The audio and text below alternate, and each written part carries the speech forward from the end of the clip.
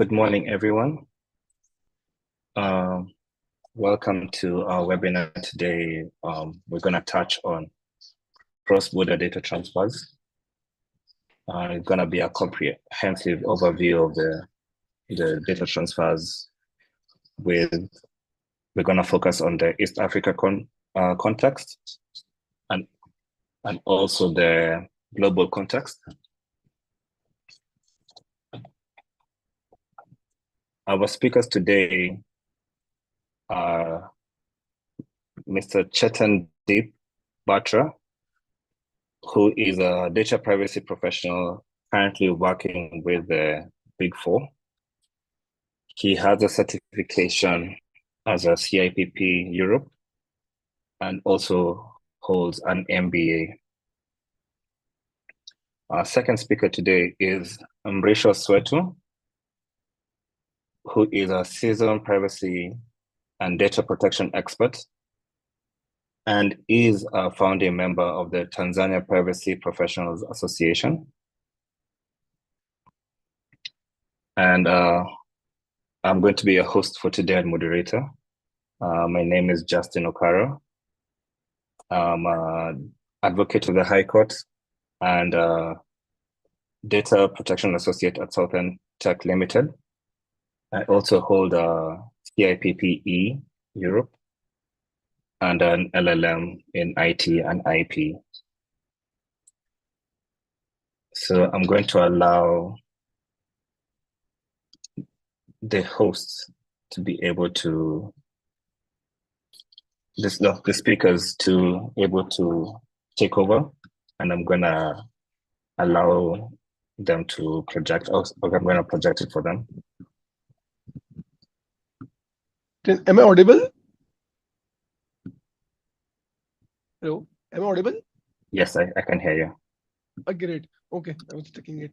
Yeah, Justin, can you present the slides? That would be very helpful for me to present the topic.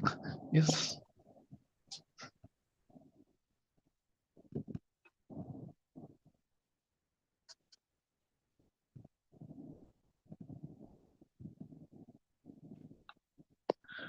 Oh, great. It looks nice. Yeah, you can keep it in the full screen mode. Yeah.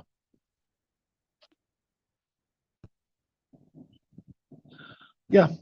I shall begin now. Yeah, hello everybody. As Justin explained about me, yeah, my name is Chetandeep Singh Batra. I come from India. I'm currently working in one of the big four companies as a data privacy professional and consultant. So today, thank you so much for South End for having me on the board for the second time. So yeah, thank you so much. So let us understand the today's topic. So one of my most favorite and very comprehensive and very important topic is the cross-border data transfer. So yeah, in this cross-border data transfer PPT and the webinar, we will be covering what is the introduction to it, what does the data protection cross-border data transfer means. Then we will be covering about the East African data protection landscape, for example, Kenya, Uganda, aligning them with the global standards, and how we can manage the risk accordingly. That will be covered by my good friend and co-presenter Risho. And then we will be also covering about the benchmarking set in the cross-border data transfer by the GDPR means, and what are the methods to data transfer from one country to the another, which involves around SSC, BCRs, adequacy decisions, appropriate safeguards. And then afterwards, we will be covering about the best practices, which includes the data transfer impact assessments, ensure the compliance with the data privacy by design principles. And in the end, we will be asking the questions from the audience to if they have any concerns or any doubts in that respect. We will be clearing out on the first priority basis. You can raise your hand accordingly. So let us begin from the definition first. Justin, yeah, can you I think 1 second. Can you go back? Can you go back once? Yeah. Can you go back once? In the previous slide. In the previous slide. Yeah. After this webinar, the initial outcome that you will be getting, that you will be able to grasp the technologies of the transfers, and you will also get the actionable insights from me and Nisho accordingly, and how we can conduct compliance with the data transfer impact assessments. That will be the major outcome from these sessions. It will be the 3 key takeaways for you. Yeah. So let us begin. Can you go to the next slide? Yes. Yeah, so what is cross-border data transfer? The most important, we must know what is it means. Cross-border data transfer refers to the movement of personal data from one country to another. This can occur between different jurisdictions, including between countries and regions. For example, if I'm sending the data from Europe to India or Europe to African side, so that also defines as a cross-border data transfer. So what is the importance of this? The importance of is that it is means what is data globalization. Data is frequently transferred internationally due to global business operations, which include cloud computing, outsourcing, and enterprise management in that respects. So that is the basic need. The next one is that the businesses may rely on various cloud services that store and process the personal data across different countries. That is also one of the importance of it. Then we covering about that data transfer may facilitate a social development in the sectors like education, health, enabling global research and development.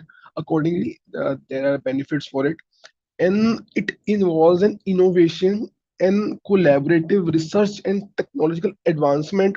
Because see, data is the new oil. It is being processed every day, every single minute, every single second. So in to keep the data safe and secure between when you are transferring outside the country, so it becomes a very much responsibility that the technologies must be involved, the principles should be aligned, and all the data privacy by design, so that the people must know where the data is and where the data is being kept. Okay. And then we have the key consideration in that respect. The key consideration revolves around the compliance, because every law is different, either in Europe, CCPA. I know the foundation of the law remains as full, but there might be some control difference and might be compliance issue accordingly. So in that to keep the spirit, we can ensure a industry standard while transferring data, or being specific to a region wise depending upon the scope of the country. The next point is that various countries in now times, like India. I have been working with one of the biggest Indian clients in the financial businesses. So the major act was that they were data transferring the data outside the India to Europe and to US also. So it was a requirement for my say. I told them you must enable the cloud service provider or third parties, or you are keeping data keep in the country only, to enable the to not enabling the global standards, because we are operating majorly in India, and it is good to keep the data in India only for their business, as per their business and protection. And then see, it involves, then we have the privacy protection.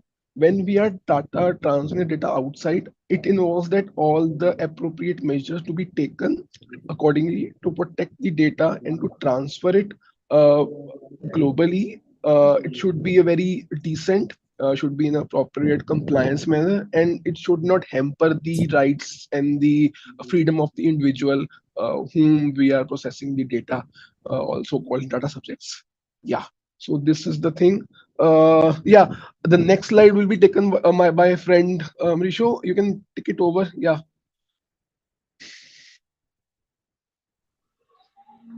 Hello, everyone. Hey, do you hear me? Justin. Yes, yes, you're audible, Yes, Risho. I can hear you. Okay, let me introduce to you. My name is Mauricio. I'm a seasoned privacy expert, and also I'm a founding member of Tanzania Privacy Professionals Associations.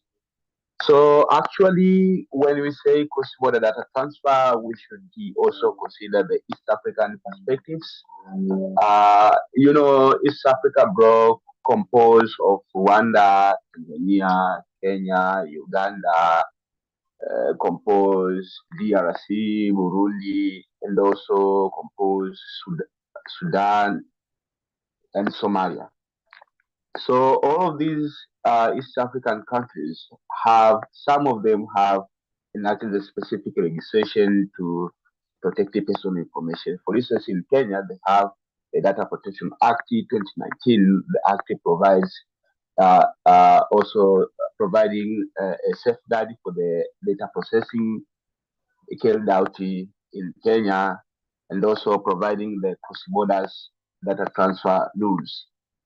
Tanzania, we have also the law, Personal Data Protection Act 2022. Also, it covers rules governing cross-border data transfer to a country with adequate data protection and to countries with no adequate data protection. The other Rwanda also have a data protection in the privacy law enacted 2021. They have also some rules governing cross-border data transfer, specifically Article 48 and Article 49 covers all the aspects of cross-border data transfer. Uganda also they have the Data Protection and Privacy Act 2019. Also, it covers the rules governing cross-border data transfer, such as adequate decision and consent. Somalia also they have the Data Protection Act 2023. Their law also provides some rules that governing cross-border data transfer, specifically to the country transferring of information to the country with adequate data protection and transferring to the country with no adequate data protection. Democratic Republic of Congo, they have one of the law called the Digital Code. So it has some provisions that govern issues relating to cross-border data transfer. So for the East African, we have such kind of laws, and we are using them when it comes to the question of cross-border data transfer. So next slide. Yeah. When we are saying about the moving of the personal information from one country to another, there is a challenges and there is an opportunity. So when you say at challenges, you mean that there are some circumstances it may hinder the cross-border data transfer effective. It means the flow of information from one country to another country can be hindered. One of the factors is limited infrastructure. Most of organizations they have limited infrastructure in relation to the technical perspective. Think of cybersecurity infrastructure. The other one is gap in the enforcement and the regulatory maturity, discrepancies between national laws and the global standards. Here I can say that you find that we do not have the common rules to govern cross-border data transfer. For instance, you find that East African countries define adequate decision in its own way. For example, there are countries appreciate or acknowledge the whitelist method, publishing countries with the adequate level of protecting personal information. However, there are other countries does not recognize such way. They have their own way. So this differences in legal perspective create a challenge when it comes to the cross-border data transfer. The other one is data localization requirements. You find that some countries have provisions requires data localization. For instance, if you need the Kenya Data Protection Act number 24 of 2019, you see that it has some provision relating to sensitive information when it comes to be transferred outside of Kenya. They need to be stored in Kenya. think of Rwanda also, they have the provisions, it requires the information to be stored in the Republic of Rwanda. You see, that's the one of the challenge when it comes to the cross-border data transfer. The other aspect when I say that opportunities, what are the opportunities when we say on the cross-border data transfer? Growing in collaborations between entities, between states, potential for research and the innovation due to the data flow from one country to another, exchange of information that contributes to the development of research and the innovation. The other one is social development. Think of healthy, think of education. Some of these they depend on the flow of information from one country to another. Think of maybe the universities offering services to another country. They depend much on the flow of information from the one jurisdiction to another. E-commerce development. Think of digital trade. Flow of information is paramount to the development of this area. Since the data is a new oil, now it has a great contribution to the digital development, digital trade, specifically e-commerce. The other aspect is crime prevention and investigation, collaboration between states when it comes to the investigation and the cyber crimes. A business grows in East African countries through movement of goods. Also, this depends on the information flows from one jurisdiction to another. The next slide. Misho, I will take here. I will take the lead from here. Okay. Yeah. So yeah. So we will be now covering the. Thank you so much, Misho, for helping me out in with that slide. So now we will be covering about the global regulations that are governing the cross-border data transfer mechanisms. These global regulations are GDPR, very known to all. Then we have CCPA, and then we have the Brazil's LGPD law. So I will be covering the GDPR for because I have chosen these three because these are the global standards right now, and they have been dealing with the data transfer since 5+ years. So yeah, it is covered GDPR. The GDPR imposes the stringent requirement for the cross-border data transfer from EU to non-EU countries.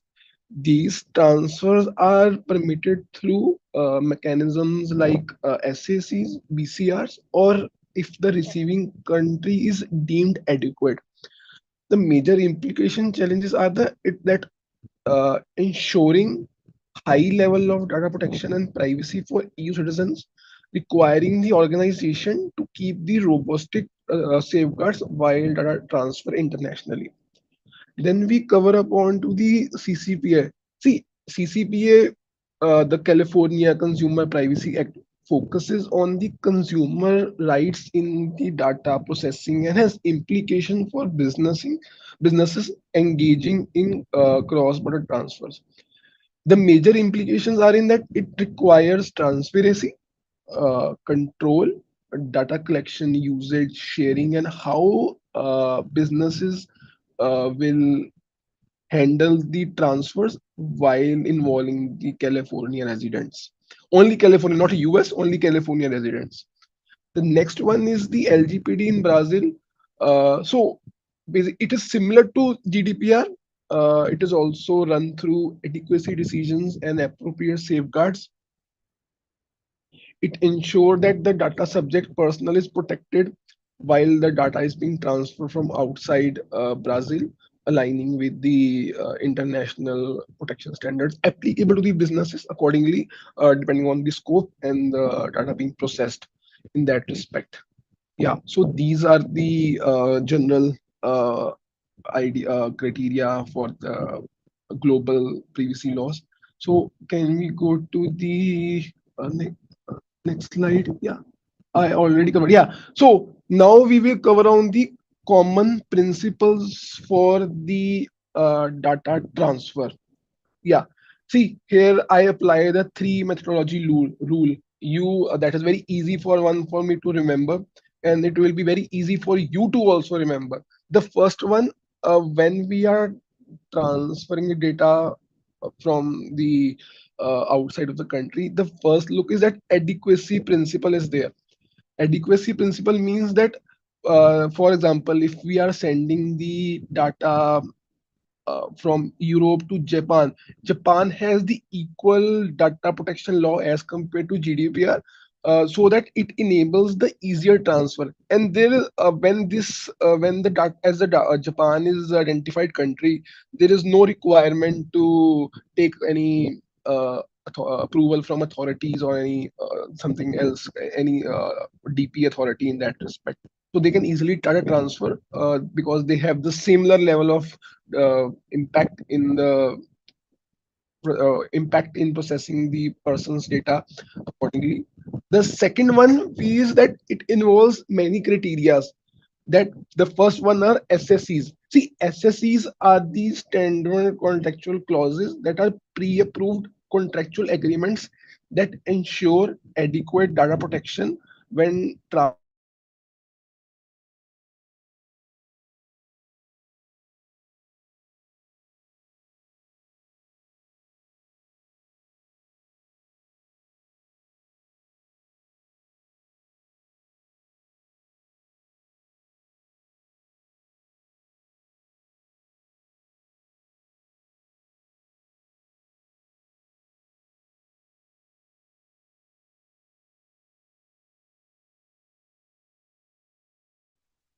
Yeah, am I audible? I guess there's some glitch in between.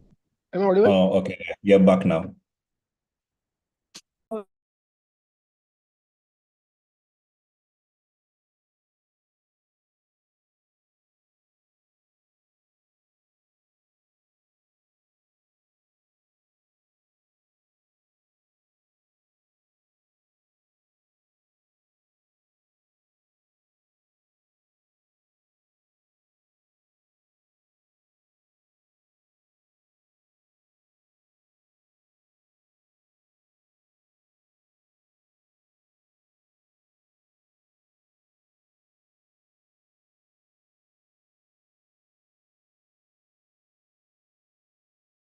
Hello, everyone.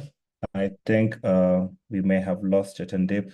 I'm going to give him a few seconds so that he can rejoin us.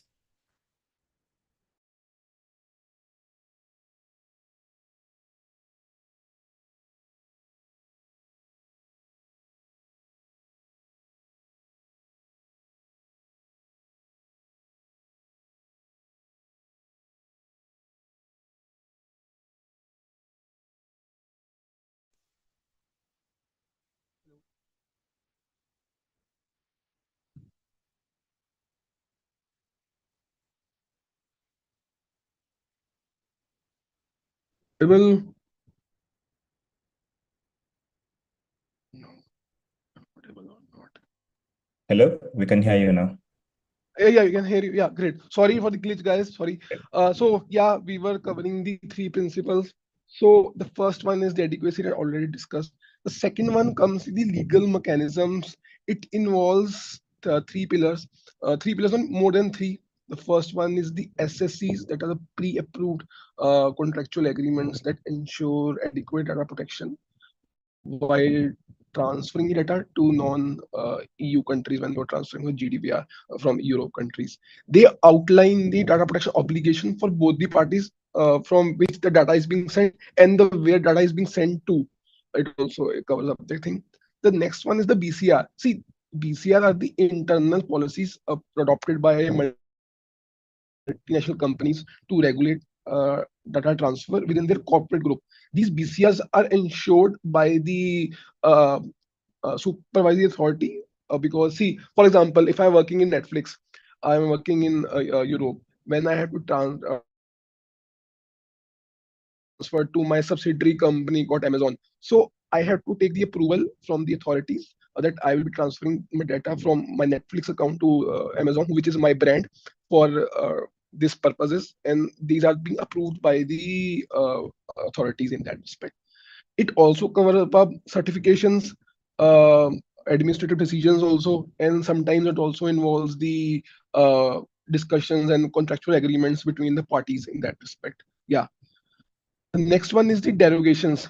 The third point is the last one. So if the data is not being able to transfer between adequacy principle or any not legal mechanisms are being identified by the company, they can rely upon these derogations, which under which data transfer are permitted without standard mechanisms.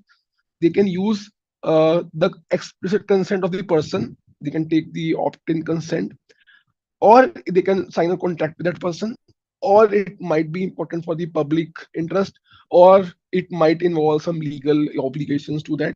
So it covers in that respect, and all the aspects cover upon the uh, principles underlying the transfer mechanisms. Yes. Can we move to the next slide? Yes. Yeah, this will be covered by my friend Amisho. Yes. Yes, hi again. Let's now discuss about the accountability and the data subject. Then when we say accountability, it means that the data controller or data processor must ensure compliance with data protection requirements during the cross-border data transfer. You need to be ready to demonstrate compliance at the time if you are required to do so. Assume a data controller is residing in Nairobi, Kenya. Then, if you want to transfer information to outside of Kenya, you need to ensure compliance with the Data Protection Act number 24, 2019. Then, if the commission requires you to demonstrate the compliance with the cross-border data transfer of Kenya, you need to be ready to do so. Measures. You need to conduct a data transfer impact assessment, ensure ongoing monitoring, and make sure that you manage the risk associated with the cross-border data transfer. On the part of data subject rights, you need to inform the data subject about their transfer data. You need to make them aware how the data will be transferred. You need to make them aware where all issues about the information will be transferred outside of the country. For instance, if you are transferring data outside of Uganda, then you need to inform them, give them the access and the control of their information. You need to give them to make sure that the data subjects have full access and the control to their information. Establish a mechanism for them to exercise their rights. Make sure that the data subject is able to exercise their right, whether it's right to erasure, right to access, right to block, and other rights. The next slide.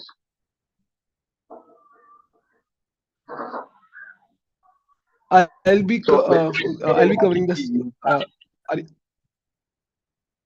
Yeah, I'll be covering the next slide. Yeah. So thank you so much, Misho, again. So yeah, we already talked about SSC and BCR. So in respect to aligning them with the situation here. So I already told you about the definition of SCCR. These are legally binding contracts between data exporters and importers, ensuring that the minimum standards are maintained. See, they work after there is no adequacy decision. They work in the country where the country doesn't have any same level of law, such as, for example, GDPR, CCPA, or we can call it PIPEDA in Canada. If they don't have the call, we can work on the SSCs. It also involves the data transfer impact assessments that I'll be covering later on in the slides. So we can use these SSCs in contracts for East African businesses dealing with European partners, so that it also mentions the compliance. The BCR as is different from SSCs. It can be done by the companies and its subsidiary alliances or any sister concerns. These are the internal rules that are managed by the MNCs when data is being transferred outside the country. Is that to be approved by the supervisory authority where the data is being sent and where data is being approved. It depends upon the situation. So it has to be consistent around, because there should not be any changes until unless any the authorities give the definition for any change, or any case law happens, or any judicial decision comes in that has to be modified accordingly. Yeah, TCS can be implemented in East African companies working globally. That is the best way out that can possible. Yeah, yeah. Can we move on to the next slide then? Yeah. So the most important part, these are the data transfer impact assessments. See, these are the comprehensive guidelines and checklists provided by the national protection authorities, such as supervisory authority, to execute the businesses. I'll tell you very honest opinion in that respect. See, these can be tricky, okay, because there are some templates given by the supervisory authorities to we have to follow these templates while transferring data. So but if I had to take because I have been doing these mechanisms lately in my past 1 year and 1.5 years, the major prospect here is that there are key components that involves the data transfer. The first one is the we identify the data flows, because when I am transferring a data na, I do a mapping kind of thing, how the data will be dealt when it is collected and used. The next one is that what measure is will be applicable to it when data is being transferred to the other country. SSCs, adequacy decisions, or appropriate safeguards such as a BCR, sorry, SSCs, BCR, or I can use derogation accordingly. See, they have some certain set of questionnaires, checklist that analyzes the legal requirement, operational requirement, data subject risk, their rights management, and altogether data lifecycle management. So in that, we summarize and document that basis how the data transfer approach has to be taken, how it has to be approved by the internal stakeholders, and then ensuring the compliance with the authorities, supervisory authorities, if applicable, analyzing the data importer country and the exporter country in that respect. So it covers altogether bigger picture of transfers, and it is very much crucial to mitigate and evaluate that risk, because it might involve risk related to technical safeguards or retention protocols, or we can call it we if the purpose is being met. The major idea is that when we are transferring data outside, it must meet the necessity and proportionality principle. And we have to maintain the records and the inventory for data being transferred outside the jurisdiction of the country from the where data is being processed and handled. Yeah, these are the key components that we has been covered. Yeah, can we go to the next slide?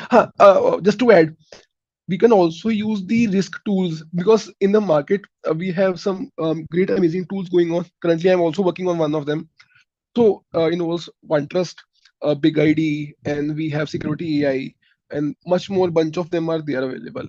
So it they also capture the details information while the data is being transferred outside. So it is benefit that it depends on the company. If they are using the tool, they want to use a tool, or they just want to evaluate on manually via Excel sheets or via some questionnaires and filling up the contractual obligations. Accordingly, we can data transfer to the other country. Yes, this covers up. Yeah, can you go to the next slide? I guess that will be covered by Mauricio, I guess. Yeah, yeah, you can take over, Mauricio.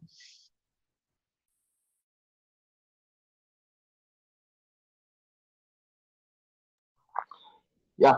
Let us also speak on the enabling technologies to transfers. Think of maybe you are using a technology during the cross-border data transfer. So what do you need to do as a data controller or data processor? You need to implement a privacy by design, integrate privacy early, embed the privacy in the data transfer processing from the start. Privacy protection should not be afterthought. Uh, put a proactive measures. Put a proactive measures. Use encryption tools, access restriction, and the risky mitigation tools. but also implement the privacy by default, minimize data, transfer only necessary data by default, secure settings, apply the most privacy-friendly setting automatically. Make sure that you safeguard the transfer data. Conduct a continuous monitoring. Make sure you embed security. Use security techniques such as encryptions, access controls, and the others. So the next slide. Yeah. I'll take over here, Amisho. Yeah. Yes.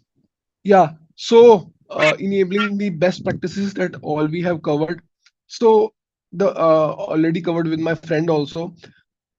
When we are sending data based upon SCCs, BCR, or any decision that we are entering, it has to be periodically reviewed and updated. There will be question that at what intervals it has to be reviewed. I would say after 3 to 4 months. Okay. Because once you're in evening transfer, you have to regularly check upon it. I don't want you to every month check it. Yeah, it has to be reviewed and updated accordingly after every month. Because if there is any new law coming in or it is any new guidelines coming in from the authorities, I have to implement.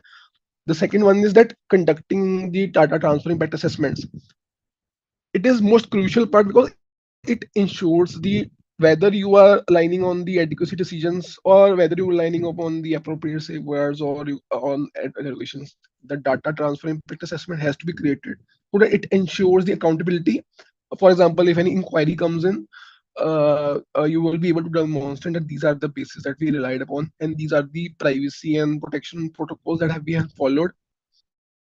Yeah, so that is the respect. So the next one is that implement privacy by design and default principle. We all know privacy by design and default. It is a very much uh, I would say common concept, or we would say a varied concept. So we have to integrate the principles while the data is being transferred to maintain a pocket friendly routine, ensuring compliance and ensuring the principles being met, because it has to be enabled by birth. Privacy by design means by birth. When we are implementing a transfer, it has to inbuilt in that system. Default means that it we are enabling to settings.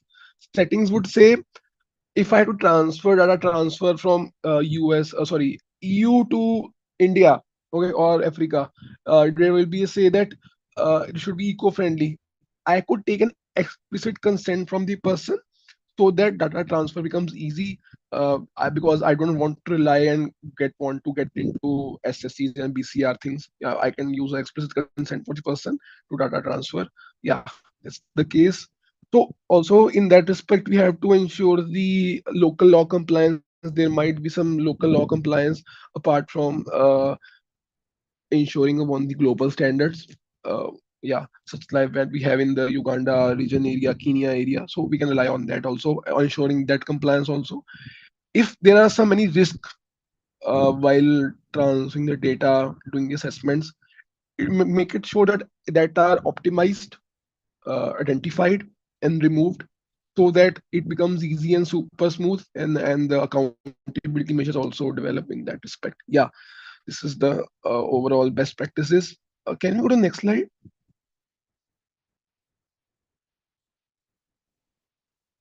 Yeah, Amrisho, you can take it here. Yes. Yes, cross-border data transfer mechanisms under the East African laws. You know, the East African countries each country has its own laws.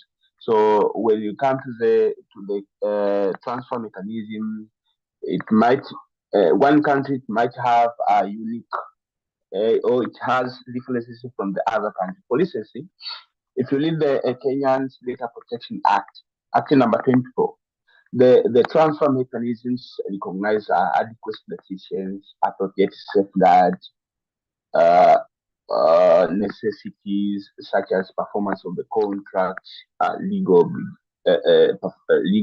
obligations,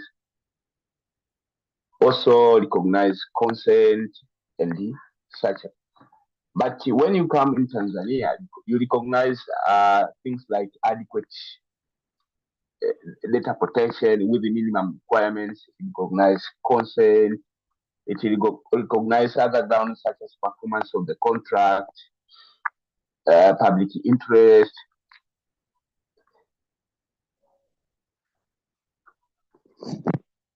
Do you hear me? Yes, we can. Yes, Manisha, we can hear you. Yes, yes. Yes. So each country in East Africa, I can say it has it is transfer mechanism, but the general one they have adequate decisions. For example, Kenya and Uganda, they recognize this.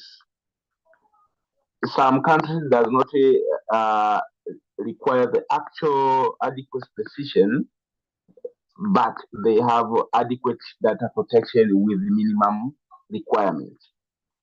The other one, they have a binding agreement. For instance, under the Regulation 20 in Tanzania, they recognize a binding agreement between the government of Tanzania and the government of the receiving state when it comes to the question of cross-border data transfer.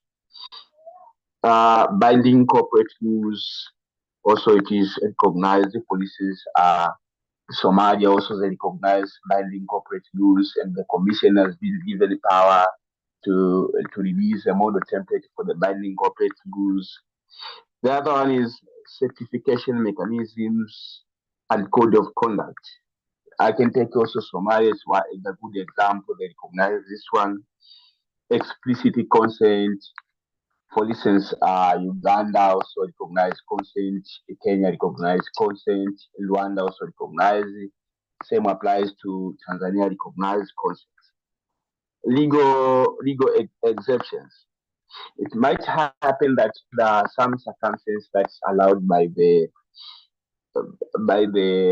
law. It will also recognize issues of public interest. All of these are also recognized to be one of the grounds for the transfer of information from one country to another. The next slide.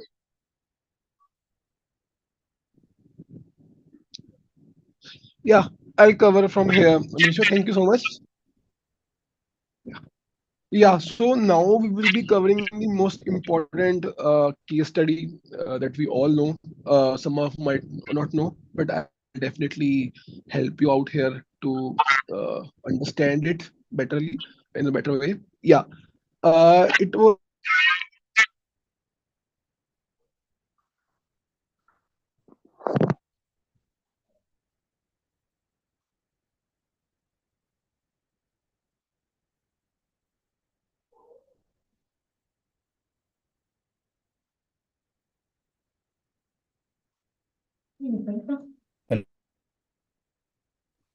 Hello.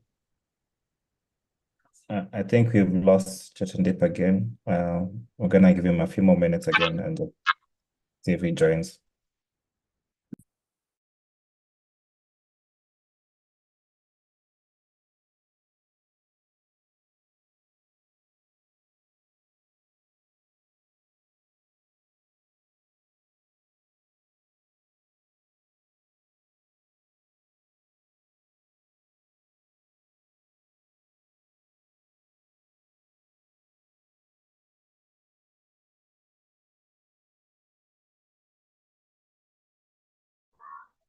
I see Chatindepu is back.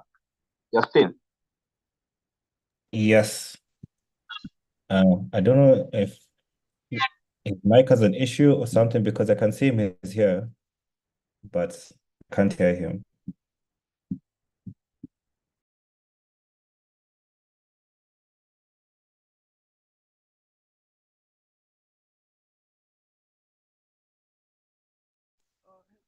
Hello, am I audible? I don't know why.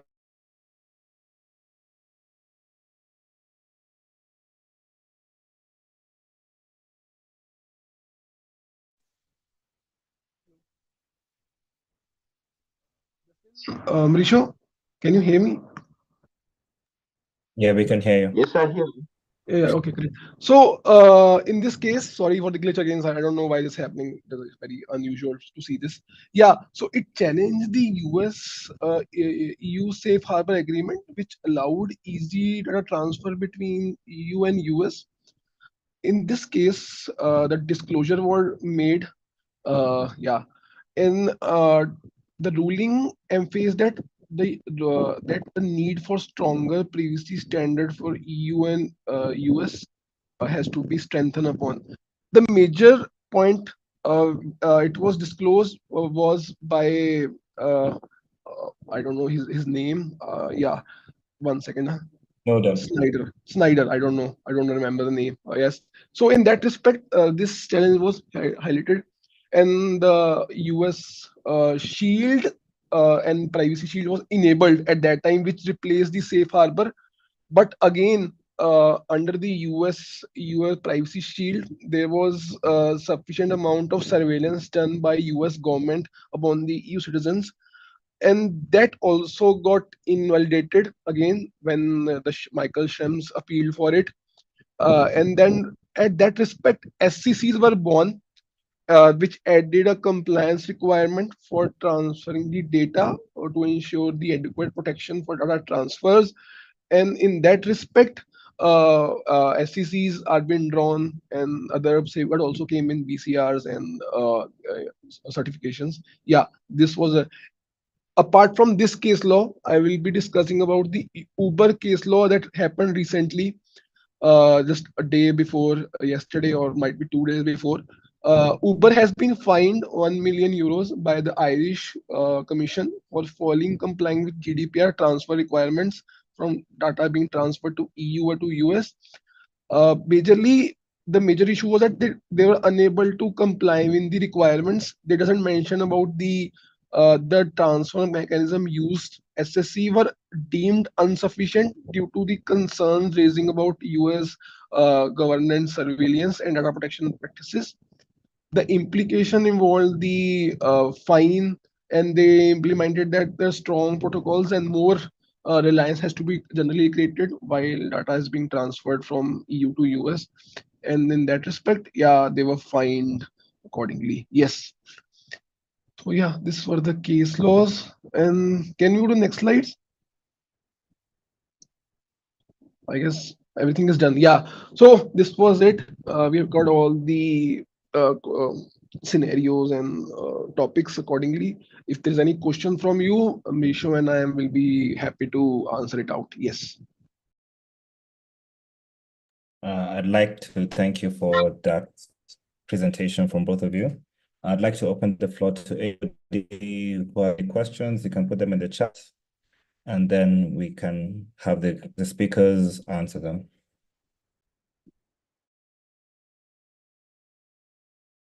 In the meantime, I'd like also to just mention that when you're talking about the adequacy decisions, I'd like also to talk about the Kenyan aspect, where earlier this year, the EU mentioned that they're considering Kenya for an adequacy decision.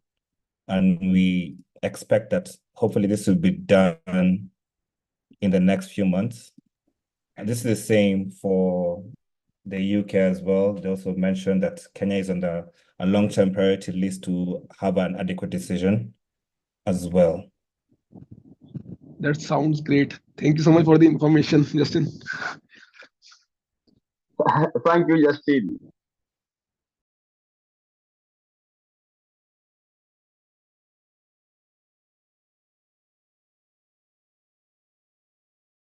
You're welcome, everyone. I think I've also put the links on the chat, so you can also follow up on the stories as well.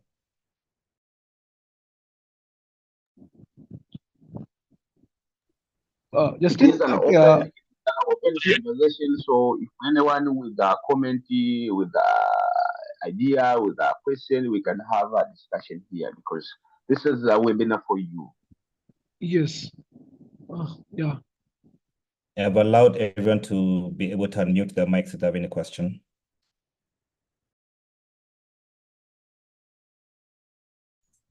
No question for me.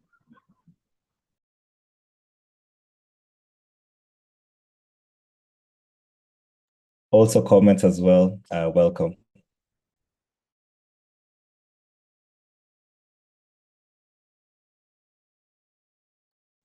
To the audience, if you are unable to get any questions, if any later on any question comes into your mind, you can always reach out to me, Risho, Justin on the LinkedIn. We will be happy to assist you in that respect also. Yes.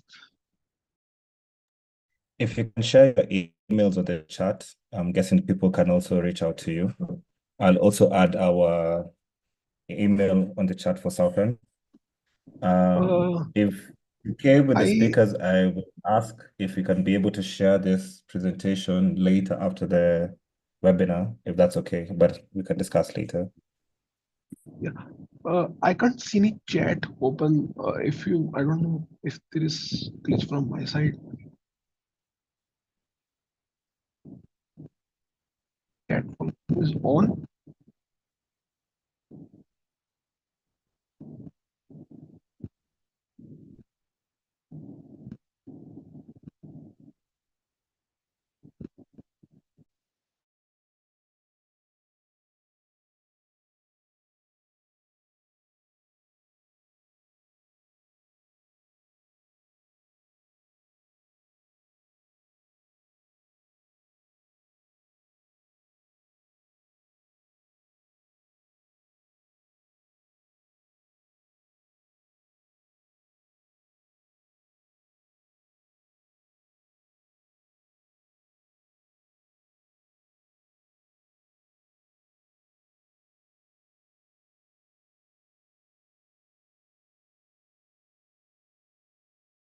If there are no questions, I would take your leave then. Justin?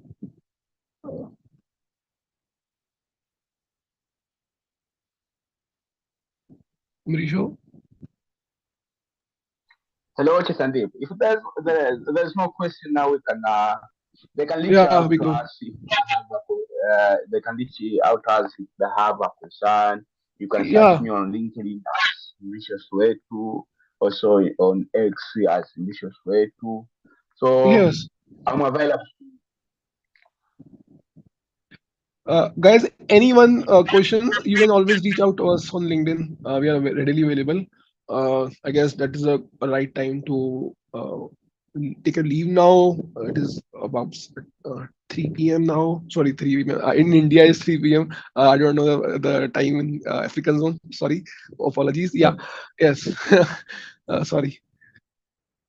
Great then. It's half here, but I can see the raised hand. Let me, you can unmute yourself. Yeah. And Teddy, can you unmute yourself? Yes. Can you hear me? Yeah, Teddy, we can hear you directly. Yes. Okay, so I had one question for you. So what are some emerging trends and developments in the area of cross-border data transfers that organizations should be aware of? You're talking about the additional updations in the transfer mechanisms. Am I correct? Just like what's the future, the trends and any developments we should anticipate when it comes to areas involving the cross-border data transfers. Yeah. I'm still unable to get a question. Nishu, can you help me out here? Justin, have you heard the question from the one who is asking? Can you explain to us because I didn't get? Yeah, because there was some confusion among Shrem's case and some mechanisms. Yeah.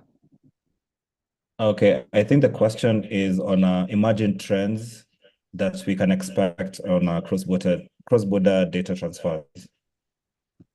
Okay. See, Teddy, I'll tell you. Emerging trends. Okay. See, these transfer mechanisms are ever evolving. Okay. See, every new and now new registrations comes in cross-border transfer data mechanism. See, when this Schrems case was finalized in 20, there has been a tremendous change in the SSCs and the authorities while determining the data transfers. That involves regulatory scrutiny monitoring. The monitoring mechanism has been drastically changed because companies are not are hiding data or hiding the methods in that respect and just showing that they are compliant, but actually they are not. In that respect, the authorities are governing the scrutiny and monitoring stuff. They can reach out to the person. So, and the SCCs have gone to a new level. They were old SCCs and they are modern SCCs. I guess that is the major perspective. And we have the technological solutions involving regarding the privacy implementation. We have been adopting the privacy enhanced technologies such as encryptions, anonymizations, homophobic encryptions. The security protocols have widely reached to a newer heights and involving about the TLS encryptions and the SHA encryptions codes, Google Web encryptions, and they are also governing the models on the blockchain methods and AI governance stuff to enable a decentralized mechanisms for a faster growth and for a faster protection of data while being data transferred abroad. Yeah, that is the main technologies that have been emerging and trends. If Mauricio has some different idea, he can highlight it. Yes.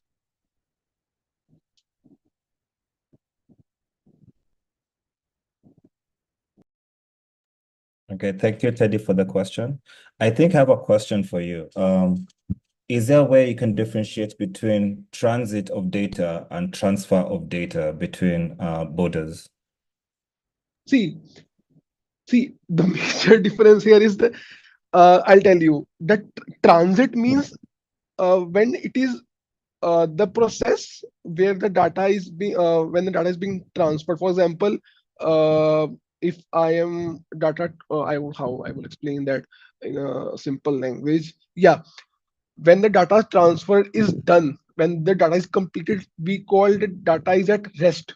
When it is in process of being transferred, for example, I'm uploading the file on the cloud environment, which is based out in India from EU. Then when outgoing that transfer mechanism is being done and how much time it will take and uploading is being done, we call it data transit. And once it's transferred, it we call data transferred and we call it data at rest. Yeah, that is the case. Oh, thank you for the clarification.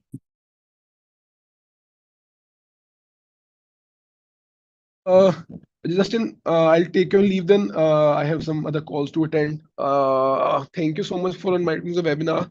Looking forward to enabling the webinar in future also. Thank you so much for the having me on board with Southern Tech Limited. Yes, thank you. Thank you so much, Chatandeep. And I think I'd also like to thank everybody for participating and being able to attend this webinar. I also like to thank Mauricio for also helping out with this webinar as well. And we'd like to be able to have you guys next time. And if you have any questions or any queries, I'm sure you can share your emails so that people can reach out to you.